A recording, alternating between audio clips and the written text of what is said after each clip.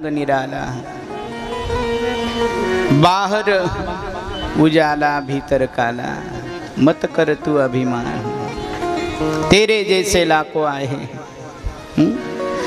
अनेक येतात, कितीतरी या मातीने खाल्ले, ध्यान ठेवलं पाहिजे, कळलं का? भजन प्रमाण फक्त गाण्या करता नसतात, हे ऐकून जीवनामध्ये उतरवण्या करता असतात। 7 दिवस आले, कथा ऐकली, महाराज बोंबलले, आपण इकडे ते तिकडे, ह्याच्या करता नाही एवढा मोठा खर्च चालू आहे, कळलं का? कीर्तनकार देत असेल तो प्रमाण आपल्या कामासाठी आहे, भागवतकार देत असेल ते प्रमाण आपल्या कामासाठी आहे। आम्हाला असं वाटतं आम्ही बोलू लागलो म्हणजे आमच्यासाठी हे काहीच नाही, मी सांगू लागलो म्हणजे त्यातलं मी आचरणात आणलंच नाही पाहिजे असं नाही, पहिले आचरणात आणायला लागते, मग सांगायला लागते, तेव्हा काम जमते, नाही का? नाही तर लोकांना आम्ही सांगायचं ना आम्ही वावटुळीसारखं जगायचं, काही उपयोग नाही त्यामध्ये, कळलं का?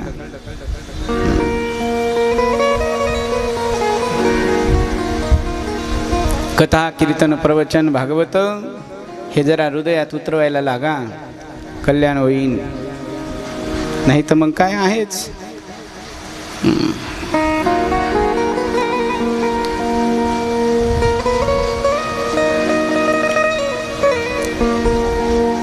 अभिमान हा विषय आहे तो त्यागा। माँ भगवती रुक्मिणी आई साहेब भीष्मक राजाची मुलगी आहे, ऐका, भीष्मक राजाची मुलगी, मनात भावही नव्हता तिच्या की होईन की नाही माझं भगवान श्री गोपाल कृष्णाबरोबर विवाह। 8 श्लोकाचं पत्र पाठवलं, मी आताच बोललो, त्याच्या मनात आलं तो धुळीत पडलेला हिरा चमकवतो, आणि त्याच्या मनात आलं तो चमकलेला माँ रुक्मिणी आई साहेबाचा विश्वास होता। सुदैव नावाच्या ब्राह्मणाजवळ पत्र दिलं, 8 श्लोकाचं पत्र रुक्मिणी आई साहेबांनी पाठवलेलं कन्हैयाने वाचलेलं आहे। सुदैवाला आश्वासन दिलं, भगवंत काल आले, रुक्मिणी आई साहेबाला पळवून नेतात आणि विवाह करतात। ऐका, माता रुक्मिणी आई साहेबांनी पत्र पाठवलं, मी काल बोललोय बराच त्या विषयावर, आजही थोडी एक नजर टाकून जातो। बहुतांश माता भगिनींना, माझ्या बहिणींना वाटेल की महाराज मग माता रुक्मिणी आई साहेबांनी पत्र लिहिलं, त्या पत्रात काय लिहिलं वाचा, ते पत्र इतकं पवित्र आहे भगिनींनो, त्या केवळ रुक्मिणी स्वयंवराचे पाठ केलेत ना, ऐका, त्या रुक्मिणी स्वयंवराचे पाठ केले, रुक्मिणी स्वयंवर व्रत केलं, ज्या मुलीचं लग्न जुळत नाही त्यांचं लग्न जुळतं, तितकी ताकद त्या व्रतामध्ये आहे, कळलं का? हे विशुद्ध प्रेम होतं रुक्मिणी आई साहेबाचं।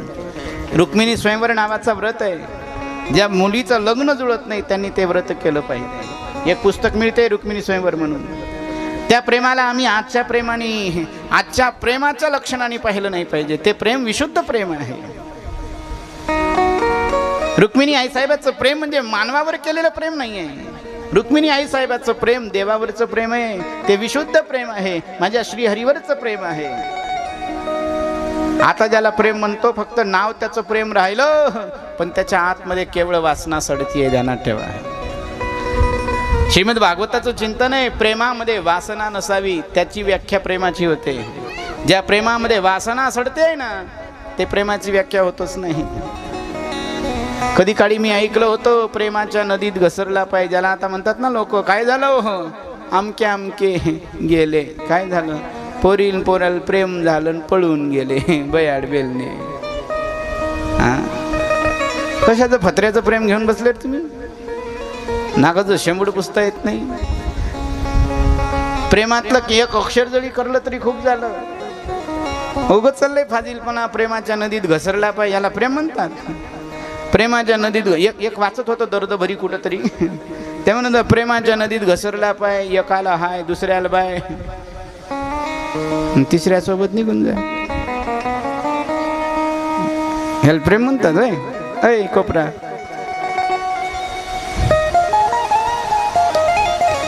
प्रेम कसं सावं रुक्मिणी आई साहेबावरून शिका।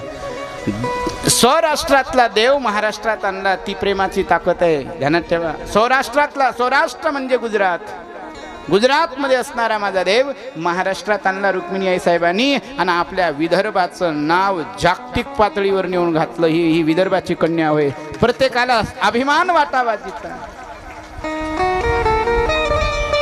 सौराष्ट्रातला देव महाराष्ट्रात, म्हणून सौराष्ट्र आणि महाराष्ट्र याचं यमक जुळतं. हां, नाथ रुक्मिणी आई साहेबांचा विवाह झाला. मग रुक्मी जो होता, रुक्मी माझ्याकडे बघा, हा जो रुक्मी होता, रुक्मिणी आई साहेबाचा भाऊ भगवंताबरोबर युद्ध करायला पुढे आला. माता रुक्मिणी आई साहेबांनी माता रुक्मिणी आई